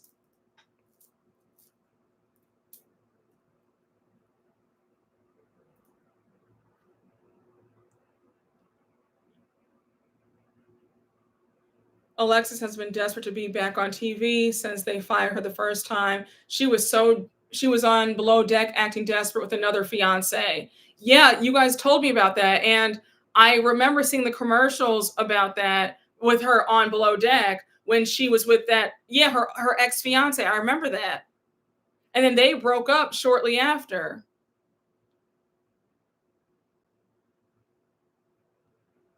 They keep those other shows on for seasons, but not them. I know. I feel like Summer House, Martha's Vineyard, but you guys, but think about it though. Folks weren't watching the show. Folks were not watching the show. We know how these networks are. The networks are here to make money, and if the show is not profitable, they're not going to keep the show on. That's just how it works. The ratings were horrible. I mean, I feel like if I mean, I'm not trying to sound like, but I just feel like if me and Kempire and other Black YouTubers weren't watching them, nobody would have been watching them. And it's sad, but I feel like the only reason why they were getting the ratings that they got because we were talking about them. But yeah, their ratings were horrible. And I mean, listen, shout out to me, Kempire, and all the other Black YouTubers who were trying to have Summer House Martha's Vineyard really blow up. But we did our best. We tried to, we were carrying them on our backs, but unfortunately, folks just weren't watching, you know? The numbers just weren't there. The numbers were in the 200,000s. That's horrible. They were seeing 209,000 people. That's horrendous. So I'm happy that they got a reunion, but yeah, I don't see them coming back. What do you think would have increased the ratings for them? Proper promotion by the network. I think that we barely saw any of the commercials for them. um, an amazing press run where we see the other shows. They're on Sherry's show. We see them on the news. They're on like the View or they're on. They're making their rounds on TV. They're on E. They're on Extra. I feel like their press run was inadequate. I also feel like the dynamic on the show, we have too many people who kind of faded into the background personality wise.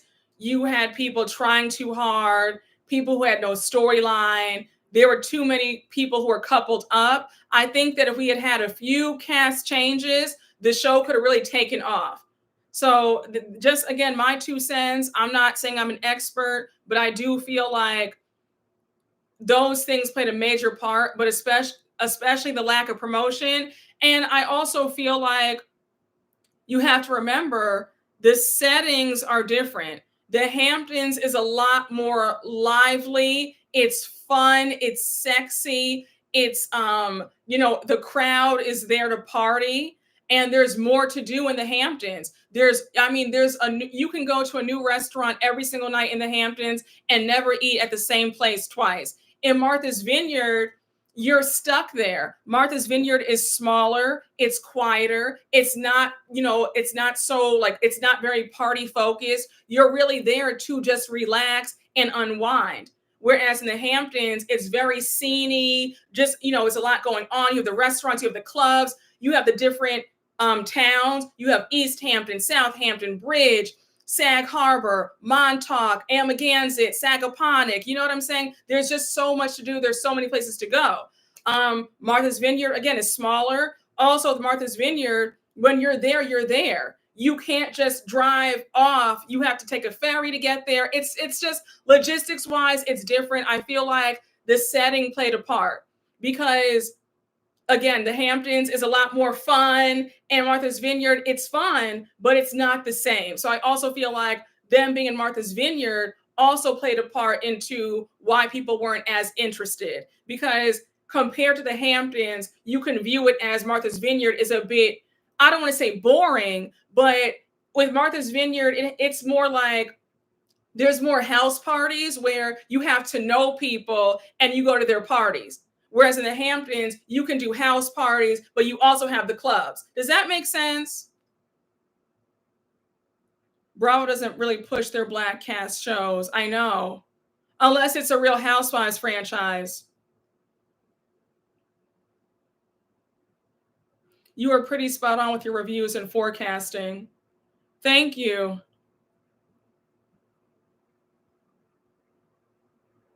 Why couldn't Summer or Winter House introduce them in a crossover episode?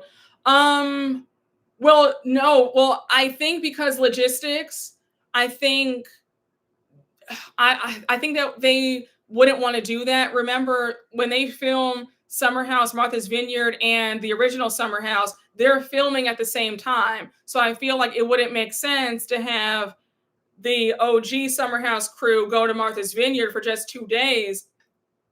I don't know. There's a lot at play. I couldn't get into it. I didn't watch the first one. The network was not really helping, and the cast outside of few weren't doing anything to promote it either. Well, yeah, okay, and let's talk about that. Um,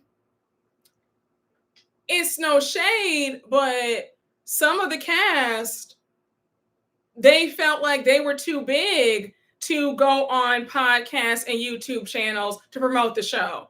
And I'm gonna just leave it right there.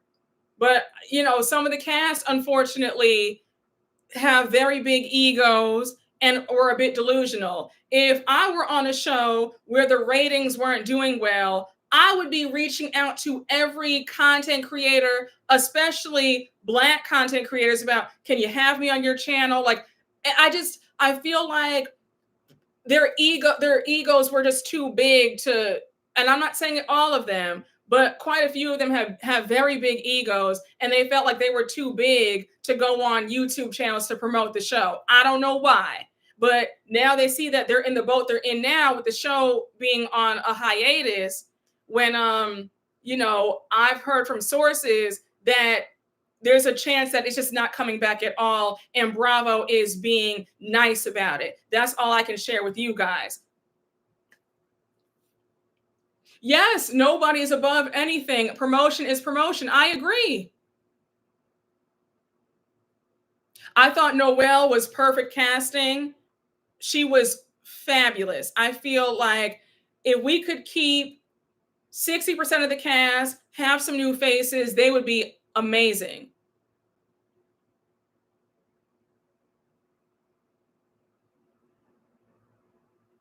Yeah, I mean, I'm not saying all of them, but a good majority of them felt like they were too big to do promo.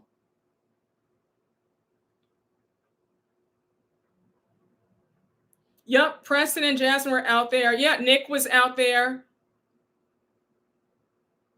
And Jasmine is the sweetest. Oh my gosh, she is the absolute sweetest. Leonardo Decapitated, thank you for the super chat. When we know people like Gina are scratching for super chats to be interviewed by you on your channel, I'm screaming. I think you whack Gina more than me, low key.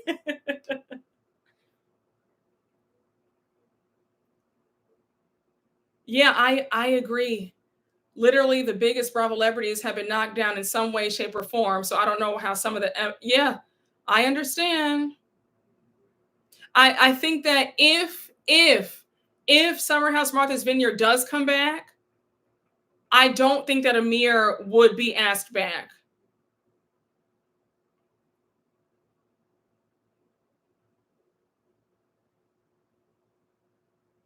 You get on TV and think you're the biggest thing because you got some fame, and it's silly. I mean, it's just foolish. I could understand if you're a housewife, because let's just be so for real. There's levels to the Bravo fame. It's the housewives, and then it's everybody else. Okay, after the housewives, I would say it's Southern Charm, because Southern Charm has a cult fan base. I mean, people love them. Then you have the OG Summer House. Oh no, the Vanderpump Rules. I would say it's the Real Housewives. Vanderpump Rules is next. Then Southern Charm. Then the OG Summer House. And then like Below Deck is also popular too. And then your Summer House Martha's Vineyard is like, so when you think about it like that, it's just kind of silly to get a big head, because on the level on the scale from most famous to who are you again in the Bravo verse, you guys are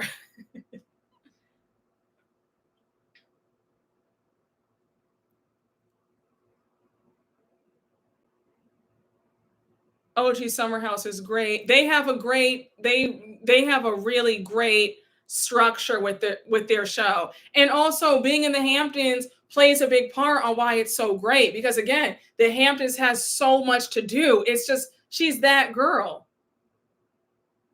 Oh yes, sorry, Married to Medicine. Thank you. Yes, I knew I was forgetting something. Married to Medicine is also up there as well.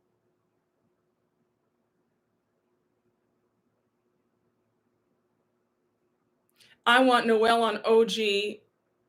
Summer House. That show more suits her, and that's more of her party time. She would do well with, yeah, Sierra, Amanda, and Paige. Yeah, I could see Noelle with on the OG Summer House. I think she'd do I think she'd be great on there. I think, yeah, I could see Noelle on there as well.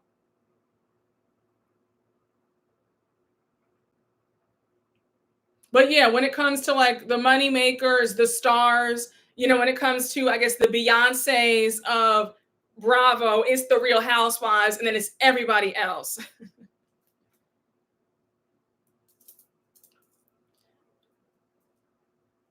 But I do feel like, despite the ratings being so bad for this season of Summer House Martha's Vineyard, I still wish that they got another chance for a third season. I really do. And then if this season bombed, they could have just put the show on pause or canceled it. I feel like, I feel like they gave Family Karma 3 seasons, and Family Karma was doing pretty well in the ratings. Family Karma was getting around 500,000 viewers each week, and those are pretty good ratings for a new show. So seeing that Family Karma was put on pause, aka canceled, and their ratings were decent, when I saw how poor Summer House Martha's Vineyard ratings were for this last season, I said, oh yeah, they don't stand a chance. Bravo's not bringing them back.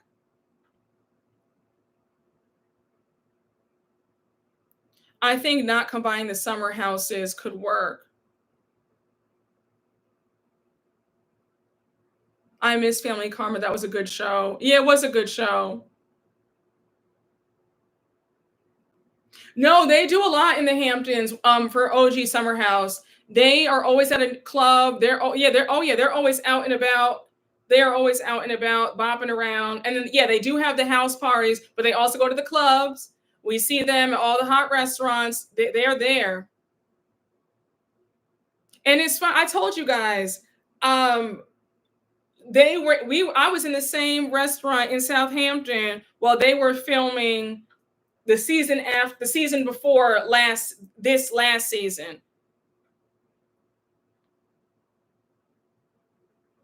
They need to give shows more than one chance. They need to give shows more than two chances. I think that every new show should at least get, especially every show with people of color, should at least get 3 seasons. And then if the show bombs, then you can cancel it. But I think that Summer House Martha's Vineyard deserved at least a third season. No, Shaw's was canceled. Summer House gives real world tease. Yes, it does. Bring back Southern Charm New Orleans. Oh, I forgot all about Southern Charm New Orleans. I did do a Love Island live last month, or it was 2 months ago. That feels like that was ages ago, doesn't it? Love Island, this had me in a chokehold. And a quick side note, this reunion was so horrible, they could have kept that. I said, we waited for that. That was horrible. They barely scratched the surface. Half of them did not need to be there. I don't know why Coy was there. I don't know why Hannah was there. I don't know why Nigel was there, Hakeem. They served no purpose. That reunion was boring. That was a waste of an hour or 20 minutes. Shaw's had 49 seasons. Shaw's was good. Shaw's was some good drama. They were on for what, 9 seasons?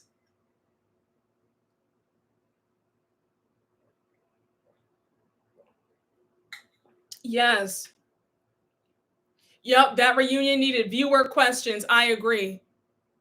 Because I'm so sorry. Ariana did not touch on anything. Yeah, Shaw's was good. Shaw's was that was some grade A drama, and all of it was real. Yeah, they had everybody else except Kane. Exactly. They could have had him there. Kayla cursing Aaron out was the only highlight. Yeah, but I was so over it. We had to wait like an hour for her to finally do that. I said, okay, I'm done. I'm bored. Yep. Mike and his legal. Yep. Killed the show. Yep, that's why I got canceled. That's why the show got canceled. Did you know that Gigi hooks up with Shep? She did? Pizza Hut was the real star. Yes, that was the best part of the reunion, was seeing them eat Pizza Hut backstage. I pray one day they bring back Dallas Housewives. Yes, I want Dallas to come back because I have so many questions. I want to find out more about Brandy and her marriage because that was a hot mess. And they said allegedly, you know what? I'm not even gonna go there. But it's a mess with her husband and that mistress, a hot mess.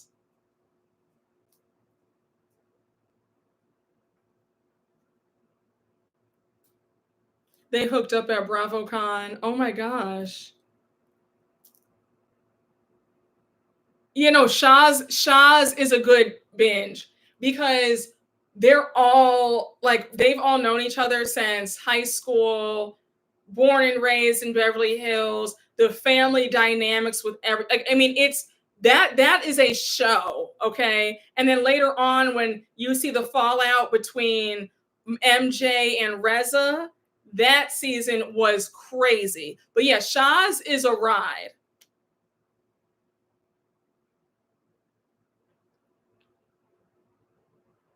Yeah, they did have the coins.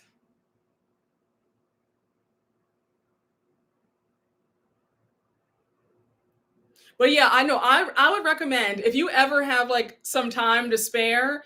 Shaz was on for what, 9 seasons before they got canceled because of Mike and his foolishness. But I would suggest watching Shaz of Sunset because Shaz really had a lot. There was a lot going on. Yes, okay, good. I sold you. Okay, good, good, good. I'm happy. But you know what, guys? I'm going to end the live right here. I don't want to keep y'all up later than it is, but thank you all for joining me. I apologize for the technical difficulties early on. So thank you for bearing with me, but I had a great time. I hope you guys have fun. I always enjoy chopping it up with y'all on here. Thank you guys again for 29,000 subscribers. New subscribers, welcome. I hope you guys stay and just enjoy. But I'm going to let you guys go. Have a great rest of your night, and I will see you all later. And also have a really wonderful, safe, and happy Labor Day weekend. Okay. So have fun, y'all. Love you guys. Have a great night, and we will see each other soon. Okay. All right, guys. Bye. It's always a good time.